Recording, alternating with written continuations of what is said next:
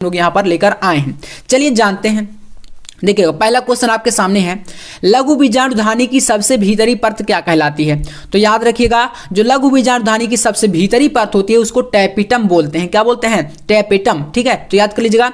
इसके बाद क्वेश्चन यहाँ पर इसका आंसर आप लिखेंगे कि यह विकसित होने वाले लघु बीजाणु यानी कि पराग कण को पोषण प्रदान करता है। ठीक है, तो लघु बीजाणु ध्वनि की सबसे भीतरी परत को टैपिटम बोलते हैं। ऑब्जेक्टिव में भी क्वेश्चन कई बार ये बना है, याद रखिएगा। तो ये आपका हो गया। इसके बाद आपका यहाँ पर क्वेश्चन है असंग जनन क्या है? तो भैया असंग जनन क्या होता है? देखिए बिना अर्धसूत्री विभाजन तथा संयुग्मन के बिना जननिक प्रजनकों का विकास असंग जननता कहलाता है।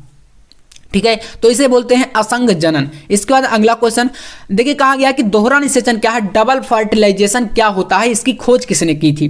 तो यहां पर आप इसका आंसर लिखेंगे प्यारे दोस्तों कि आवृत्तिबीजी पौधों में संयुग्मन तथा त्रिसंलयन दोनों को सम्मिलन रूप से दोहरा निषेचन कहते हैं। ठीक है, और इसकी खोज नवासिन ने फिटिलेरिया तथा लेलियम ने की थी। ठीक है ना, तो ये आपका हो जाता है दोहरा निषेचन, मतलब आवृत्तिबीजी पौधों में संयुग्मन तथा त्रिसंलयन दोनों को सम्मिलित रूप से जो निषेचन होता है इसको दोहरा निषेचन कहा जाता है। बाकी इसका एक लॉन्ग रूप है। ठीक है, मतलब लॉन्ग क्वेश्चन जो आता है उसको हम लोग लॉन्ग वीडियो में देखेंगे। मतलब लॉन्ग वीडियो तो ये भी होने वाली है, लेकिन लॉन्ग क्वेश्चन जब कराऊंगा आपको 4 या 5 नंबर वाले क्वेश्चन, उनमें आपको मैं उसको करा दूंगा। ठीक है ना, अभी ये आपका 2 नंबर 1 नंबर वाले क्वेश्चन ऐसे आएंगे। इसके बाद अगला क्वेश्चन देखिए, दिया गया निषेचन के बिना फलों के विकास को क्या कहते हैं?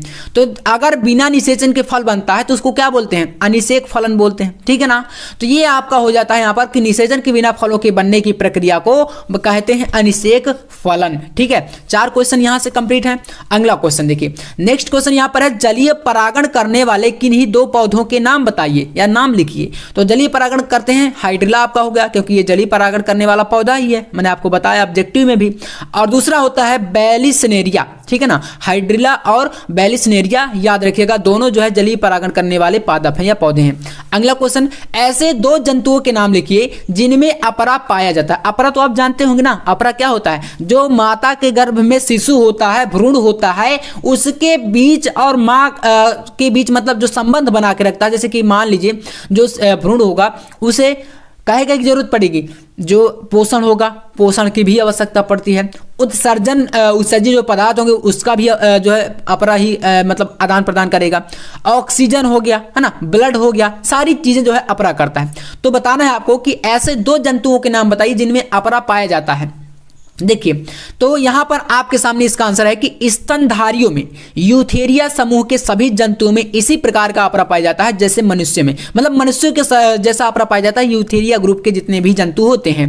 तथा सभी चौपाई गाय भैंस आदि इन सभी में भी मनुष्यों की तरह अपरा पाया जाता है। ठीक है, अगला क्वेश्चन यहां पर क्वेश्चन है आपके सामने, लीडिंग कोशिकाओं से क्या तात्पर्य है बताइए। देखिएगा आंसर इसका, लीडिंग कोशिकाएं नर लिंग हार्मोन एंड्रोजेंस। ठीक है, किसके? एंड्रोजेंस जिसे बोलते हैं टेस्टोस्टेरोन। हमने अभी देखा ना मनुष्य में नर में जो पाया जाता है, तो टेस्टोस्टेरोन का रक्त में श्रावण करती हैं, ये होती हैं लीडिंग कोशिकाएं और इनका यही वर्क होता है। अगला क्वेश्चन कह रहा है वृषण के 2 कार्य लिखिए। वृषण के 2 कार्य, तो यहां पर आप इसके 2 कार्य समझिएगा। देखिए पहला कार्य यहां पर है, वृषण की कोशिकाओं में शुक्र जनन के द्वारा शुक्राणुओं का निर्माण होता है, ये इसका पहला कार्य है। ठीक है ना, वृषण के। तो इसके बाद देखिए अगला यहां पर है, वृषण की लीडिंग कोशिकाएं नर हार्मोन टेस्टोस्टेरोन का श्रावण करती हैं जो द्वितीयक लैंगिक लक्षणों के विकास में सहायक होता है। याद रखिएगा, काफी इंपॉर्टेंट है ये क्वेश्चन। मतलब जितने क्वेश्चन बता रहा हूं सारे क्वेश्चन बोर्ड एग्जाम के लिए मतलब इंपॉर्टेंट ही है, कई बार रिपीट हुए हैं और अब इस बार भी ये क्वेश्चन आने वाले हैं। तो क्वेश्चन सारे के सारे इंपॉर्टेंट है आपके लिए।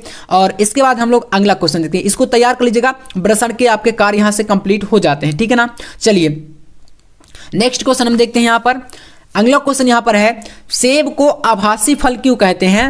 पुष्प का कौन सा भाग फल की संरचना करता है या रचना करता है? चलिए हमें यहाँ पर जानना है कि सेब को आभासी फल क्यों कहा जाता है।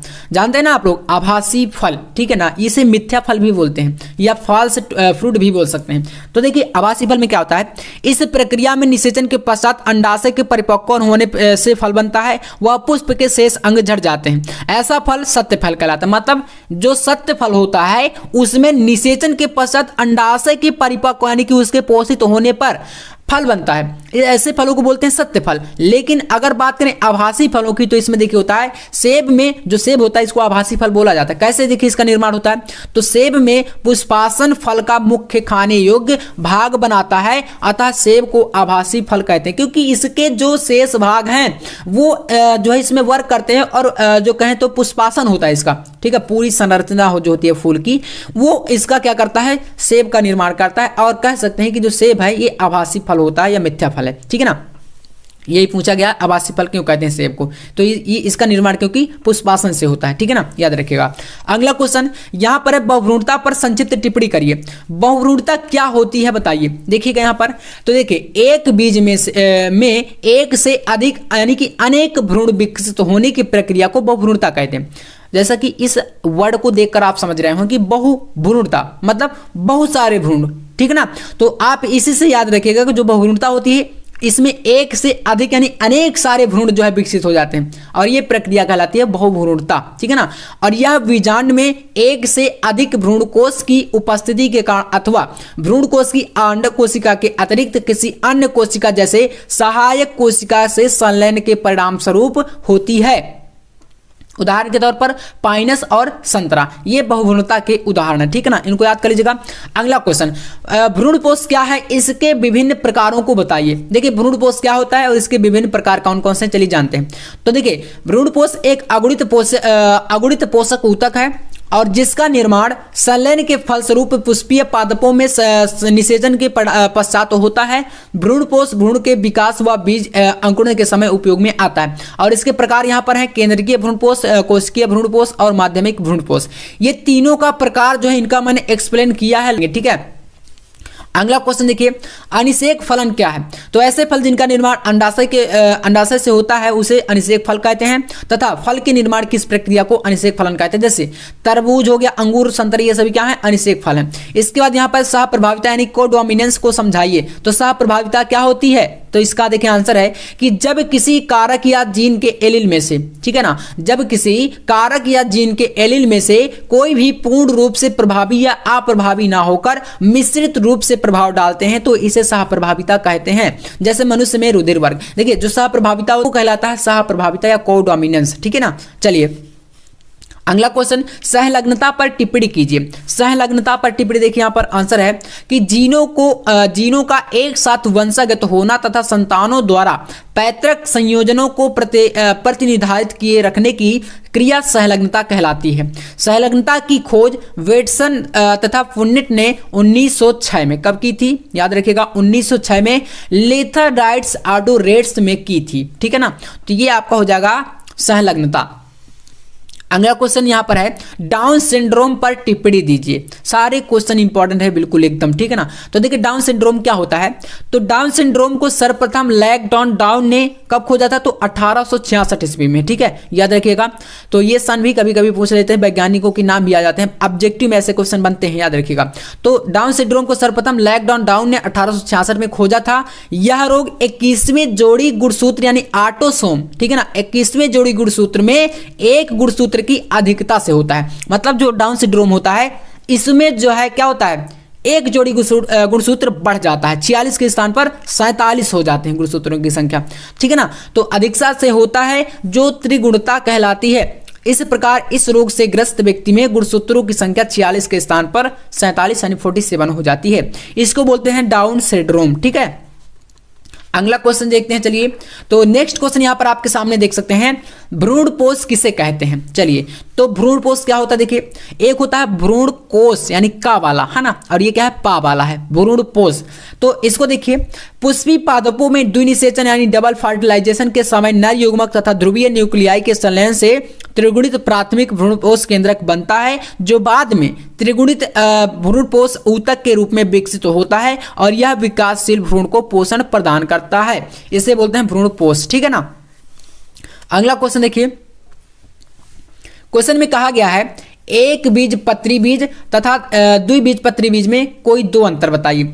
अंतर भी बोर्ड एग्जाम में काफी ज्यादा पूछे जाते हैं, ठीक है ना। तो एक वीडियो प्रॉपर आपका अंतर के ऊपर आएगा, जिसमें मैं आपको पूरी बायोलॉजी के 6 से 7 अंतर हैं जो कि मोस्ट इंपॉर्टेंट है, उनको करा दूंगा, ठीक है। तो इसमें देखिए क्या होता है एक बीजपत्री और क्या होता है द्विबीजपत्री बीज।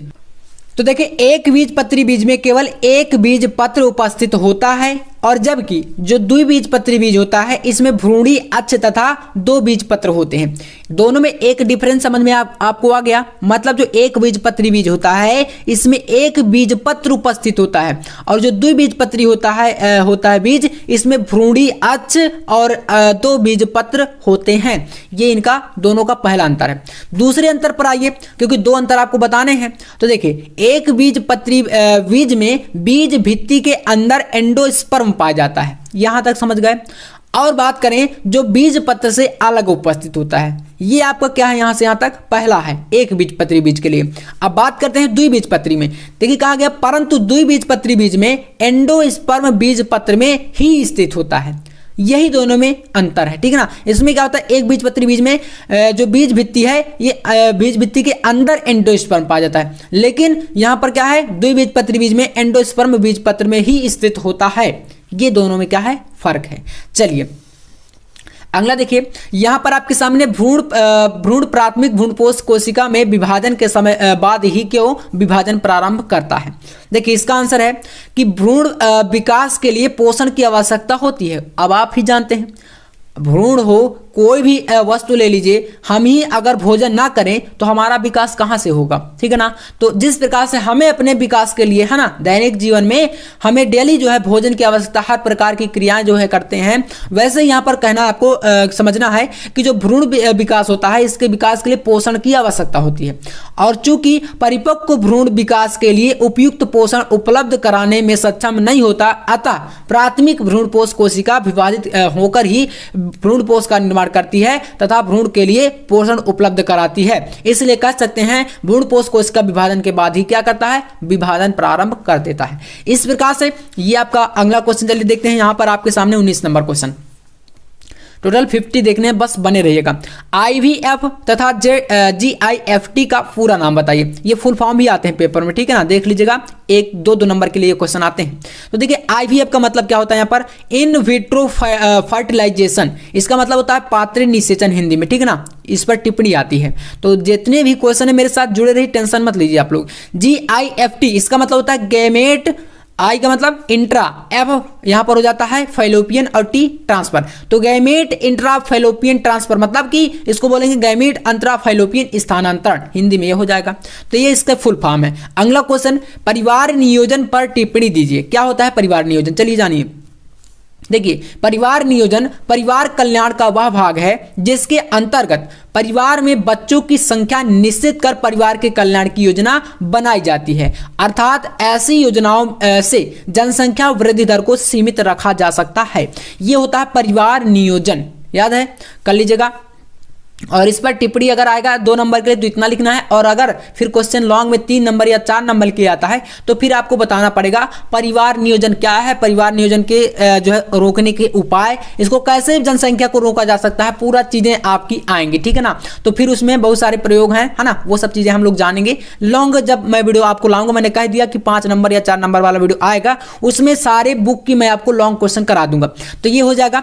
इसके बाद देखिए अगला क्वेश्चन आपके सामने है, मनुष्य में लैंगिक संबंधों द्वारा प्रेषित किन्हीं 2 रोगों के नाम। तो लैंगिक संबंध से 2 रोग होते हैं, एड्स हो गया, दूसरा आपका उपदंश हो गया, है ना, ये होते हैं। और इस प्रकार से मतलब कि एक जैसे कि कहें तो लैंगिक संबंध अगर बनाते हैं तो उसमें अगर किसी मतलब नर या मादा में से कोई भी बात करें तो अगर संक्रमित है कोई तो इस प्रकार की बीमारियां उत्पन्न होती है। जैसे कि एक आपका एड्स हो गया, और ये किस वायरस के कारण होता है तो HIV के कारण, ठीक है, याद रखिएगा ह्यूमन इम्यून डिफिशियंसी वायरस जो कि HIV होता है इसके कारण होता है। और उपदंश एक होता है जिसको सिफिलिस बोलते हैं। तो ये 2 बीमारियां हैं, ठीक है।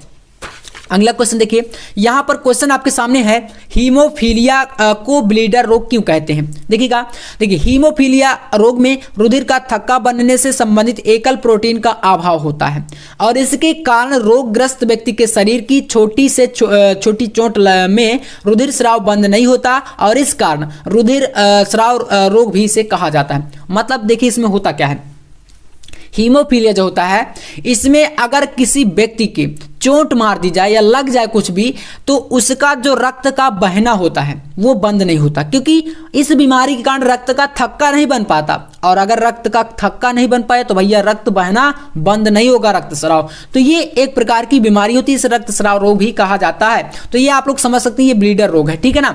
अगला क्वेश्चन, वंशागति का क्रोमोसोमवाद किसने दिया था? तो बावेरी तथा सटन ने 1902 ईस्वी में वंशागति का गुणसूत्रीय मत प्रतिपादित किया था, इसको याद कर लीजिएगा। अगला क्वेश्चन, टर्नर एवं क्लाइंटफेल्टर सिंड्रोम में गुणसूत्रों की संख्या कितनी होती है? देखिए यहां पर आपको बता दें, जो टर्नर सिंड्रोम होता है इसमें 45 गुणसूत्र होते हैं, और बोल सकते हैं 22 जोड़े प्लस XO, ठीक है। और जो क्लाइंटफेल्टर होता है इसमें 47 जोड़े हो जाते हैं, ठीक है ना, 47 जोड़े, ठीक है, 46 के स्थान पर। तो ये 22 जोड़े प्लस XO गुणसूत्र इसमें पाया जाता है। ये होता है टर्नर सिंड्रोम और क्लाइंटफेल्टर। ये क्वेश्चन बोर्ड एग्जाम में कई बार आया है, मैं आपको मॉडल पेपर दिखाऊंगा, तो मॉडल पेपर में आ चुका है, ठीक है ना, और ओरिजिनल बोर्ड के पेपर में भी आए हैं, तो इसको कर लीजिएगा। 25 नंबर क्वेश्चन देखिए, कहा गया है कि समयुग्मनजी एलील जोड़ा से आप क्या समझते हैं? देखिए जब दोनों एलील समान हो तब इसे समयुग्मनजी एलील जोड़ा कहते हैं। जैसे उदाहरण के तौर पर कैपिटल टी ये दोनों जोड़ा समान है ना, इनको बोलेंगे समयुग्मनजी। अगर इधर देखें तो स्मॉल टी ये भी दोनों समान है, तो इनको भी समयुग्मनजी बोलेंगे। और अगर एक कैपिटल टी और एक स्मॉल टी ले लें तो फिर वहां पर विषम युग्मनजी हो जाएगा, ठीक है ना, यानी कि दोनों अलग अलग हो जाते हैं। तो चलिए अगला देखते हैं।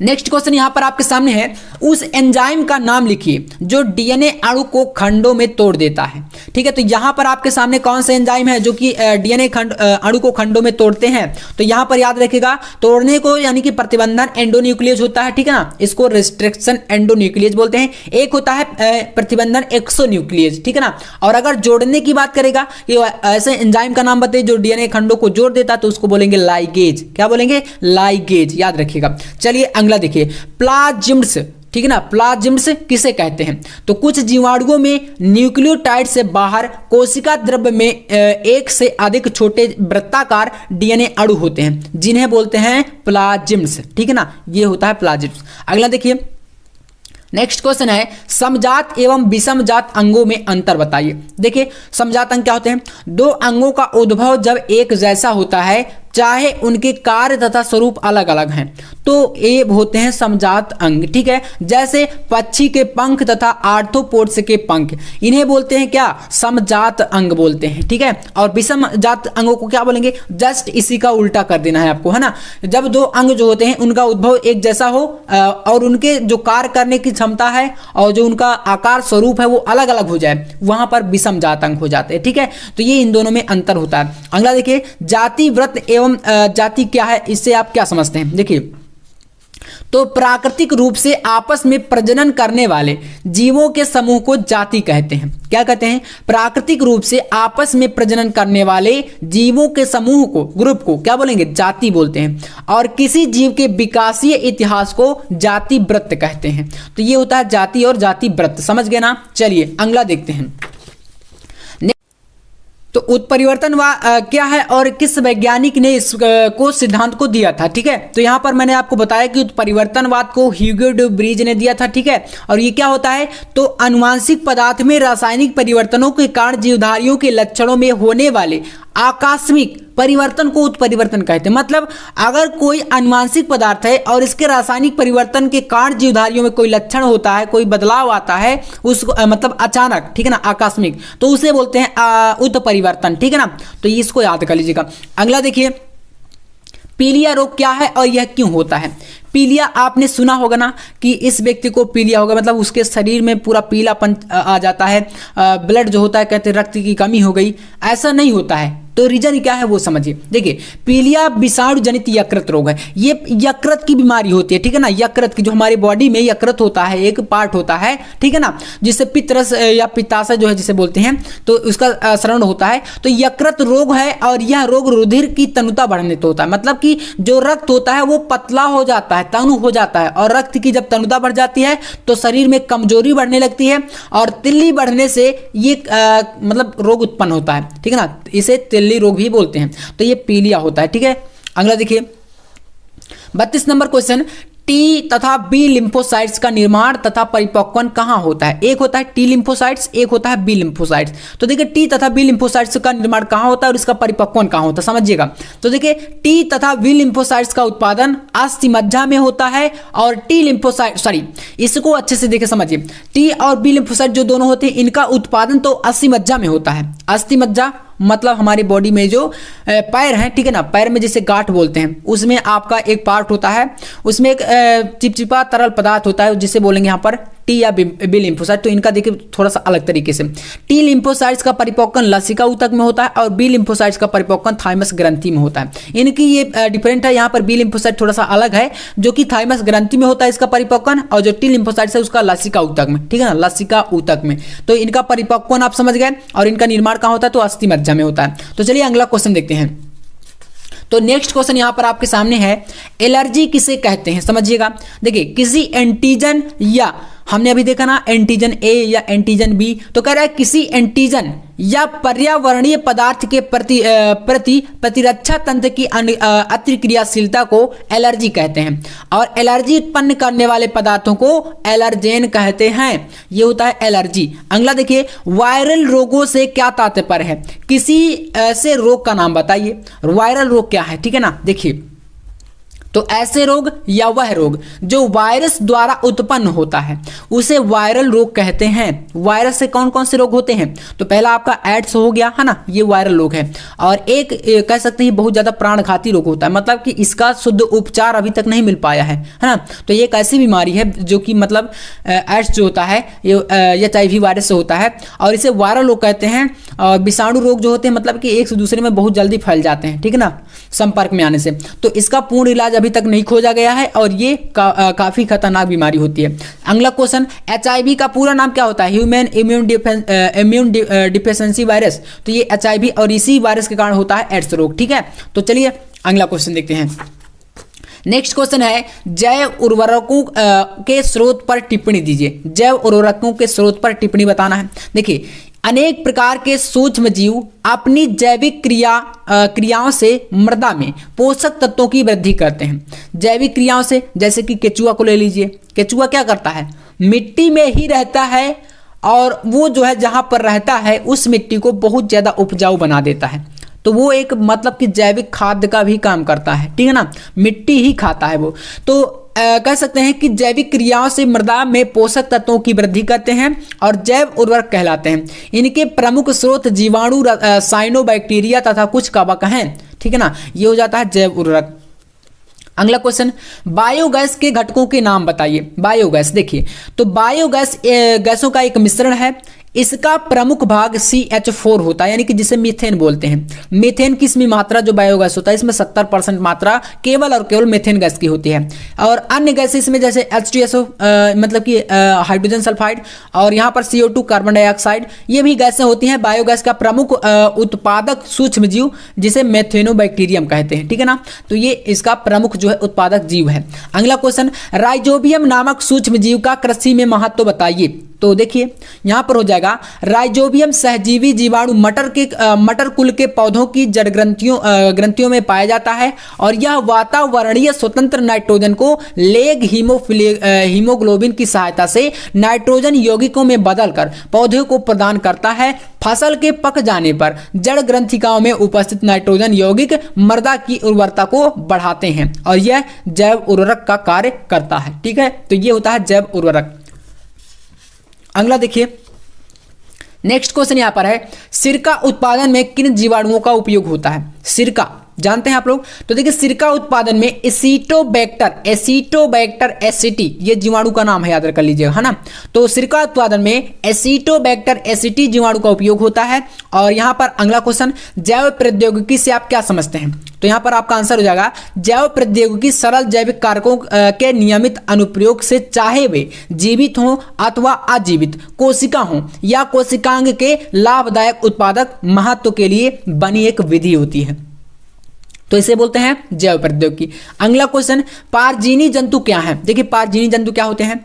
तो ऐसे जंतु जिनके DNA में जानबूझकर यानी कि कृत्रिम तरीके से बोलें तो जानबूझकर प्रायोगिक तरीके से बाह्य जीन समावेशित किया जाता है, मतलब कि बाहरी जीन को उनमें प्रवेश दिलाया जाता है, इसे बोलते हैं पारजीनी जंतु। और वह अपने लक्षणों के साथ उस जीन के लक्षण को भी प्रदर्शित करता है। ये हो जाता है, मतलब कि समझ सकते हैं जैसे कि कोई एक जंतु है और अगर उसके डीएनए में हम लोग कोई बाहरी जीन प्रवेश करा दें तो वो जो बाहरी जीन हम प्रवेश कराए हैं वो भी उसमें दिखाई देगा, और जो उस जंतु का जिसमें प्रवेश हम कराएं उस जंतु का भी जीन दिखाई देगा। इसे बोलते हैं पारजीनी जंतु। ठीक है ना, याद कर लीजिएगा। अगला देखिए, बायोपायरेसी क्या है, इस पर टिप्पणी कीजिए। ठीक है, तो देखिए, बहुराष्ट्रीय कंपनी व अन्य संगठन द्वारा किसी राष्ट्र या उससे संबंधित लोगों से बिना व्यवस्थित अनुमोदन व क्षतिपूर्वक भुगतान के जैव संसाधनों का उपयोग करना बायोपायरेसी कहलाता है। ठीक है ना, तो ये होता है बायोपायरेसी। अगला क्वेश्चन देखिए, नेक्स्ट क्वेश्चन आपके सामने है, पीसीआर तकनीकी के कोई दो उपयोग बताइए।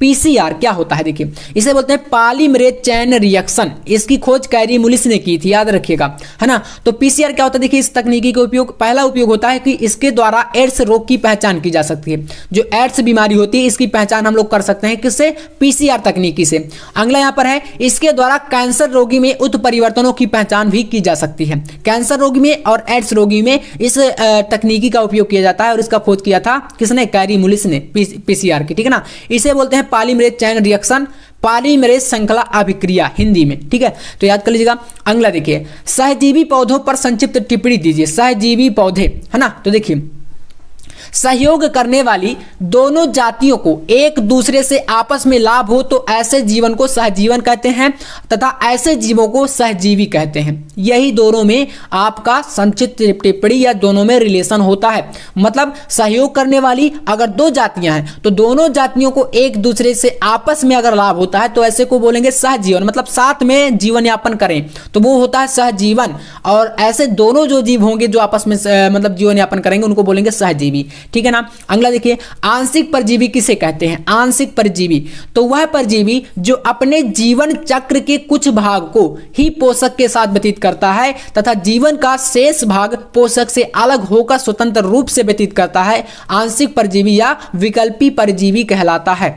आंशिक परजीवी को विकल्पी परजीवी भी कहते हैं, याद कर लीजिएगा। ठीक है ना, तो ये होता है आंशिक परजीवी। अगला चलिए क्वेश्चन देखते हैं हम लोग यहाँ पर, क्वेश्चन नंबर 46। देखिए, क्वेश्चन नंबर 46 कह रहा है कि समजात एवं विषमजात अंगों में अंतर बताइए। समजात अंग क्या होते हैं, विषमजात अंग क्या होते हैं। देखिए, तो दो अंगों का उद्भव जब एक जैसा होता है, मतलब उद्भव समझ रहे ना, जब मतलब कोई अंग है, जैसे अगर हमारे हाथ है, मनुष्य के हाथ हैं, और आप किसी बंदर को ले लीजिए, बंदर के भी इसी प्रकार से हाथ होते हैं, तो उद्भव स्थान बोलेंगे एक जैसा है और उनके कार्य तथा स्वरूप अलग अलग हैं, तो ये समजात अंग कहलाते हैं। जैसे मनुष्य का अग्रपाद, ठीक है ना, अगले अग्रपाद मतलब हाथों को बोला गया है। ठीक है ना, मनुष्य का अग्रपाद तथा पक्षी के जो पक्षियों को बोल सकते हैं, पक्षियों के पंख जो होते हैं। ठीक है ना, विषमजात अंगों का जो उद्भव होता है वो अलग अलग होता है, चाहे उनका स्वरूप व कार्य एक जैसा ही क्यों ना हो। जैसे पक्षी के पंख हो गए, ठीक है, ये होते हैं विषमजात।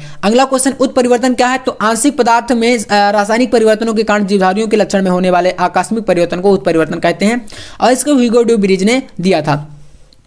अगला क्वेश्चन, अंगों के कम या अधिक उपयोग का सिद्धांत क्यों है और किस वैज्ञानिक ने इसको दिया था। देखिए, तो अंगों के कम या अधिक उपयोग सिद्धांत के अनुसार वातावरणीय प्रभाव के कारण जीवधारियों द्वारा अधिक से अधिक उपयोग किए जाने वाले अंग का अधिक विकास तथा कम से कम उपयोग किए जाने वाले अंगों का कम विकास होता है, और इस सिद्धांत को लामार्क ने दिया था, जिसे आप लामार्कवाद भी पढ़ेंगे। ठीक है ना, तो ये आपका 48 नंबर क्वेश्चन है। अगला क्वेश्चन देखिए, 49 नंबर दिया गया है, अवशेषी अंग क्या है, उदाहरण देकर समझाइए। तो देखिए, अनेक जीवधारियों में कुछ ऐसे अंगों के अवशेष या चिन्ह होते हैं जिनका वर्तमान में कोई कार्य भी नहीं होता। पूर्वजों में ये अंग पूर्ण विकसित एवं क्रियात्मक रूप से उपयोगी रहे होंगे। किन्हीं कारणों इनका महत्व समाप्त होने से ये अवशेषी अंग के रूप में रह गए और भविष्य में इनका महत्वहीन होने के कारण विलुप्त होना संभव है। मानव में कर्ण, पल्लव पेशियां, ठीक है ना, तथा शरीर के बाल, ये क्या है, बोल सकते हैं अवशेषी अंग हैं। तो इसका एग्जाम्पल हो गया। अगला क्वेश्चन देखिए, विभिन्नता पर टिप्पणी दीजिए। विभिन्नता पर क्या टिप्पणी देना है, चलिए समझिएगा विभिन्नता क्या होती है। तो यहां पर देखेंगे कि लैंगिक जनन द्वारा उत्पन्न स्वरूप जैसे कि जुड़वा को छोड़कर एक जाति के दो सदस्य पूर्णतः समान नहीं होते। जैसे काफ़ी सारे मनुष्य आप देखेंगे व्यक्तियों को जुड़वा पैदा होते हैं, एक जैसे देखने में लगते हैं, मतलब थोड़ा बहुत अगर हो सकता है फर्क हो जाए लेकिन लगेगा कि दोनों सेम हैं, ठीक है ना, तो उन्हें जुड़वा बोलते हैं ना।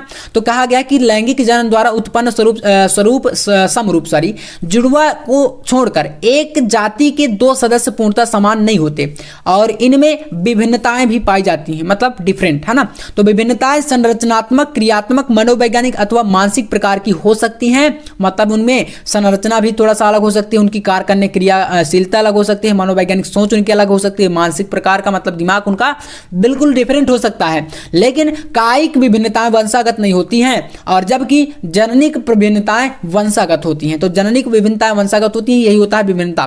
तो एक हो गया कायिक जननिक या बोलेंगे कायिक विभिन्नता, या एक हो जाता है जननिक विभिन्नताएं, ठीक है ना। तो ये होता है विभिन्नता पर टिप्पणी। तो टोटल हमने यहाँ से ये क्वेश्चन जो थे आज के वीडियो में आपके 1 नंबर और 2 नंबर वाले, ठीक है ना। और नेक्स्ट वीडियो में आपको मैं कराऊंगा 3 नंबर और 4 नंबर वाले क्वेश्चन। फिर हम लोग यहाँ पर एक वीडियो लाएंगे जिसमें लॉन्ग क्वेश्चन होंगे, पूरा बुक का महामैराथन, ठीक है ना। तो चैनल पर नए हैं तो सब्सक्राइब प्लीज कर लीजिएगा, वीडियो को प्लीज लाइक कर देना है, दोस्तों के साथ शेयर कर दिया करिए। बाकी चलिए मिलते हैं नेक्स्ट वीडियो में नेक्स्ट टॉपिक के साथ, तब तक के लिए जय हिंद, वंदे मातरम।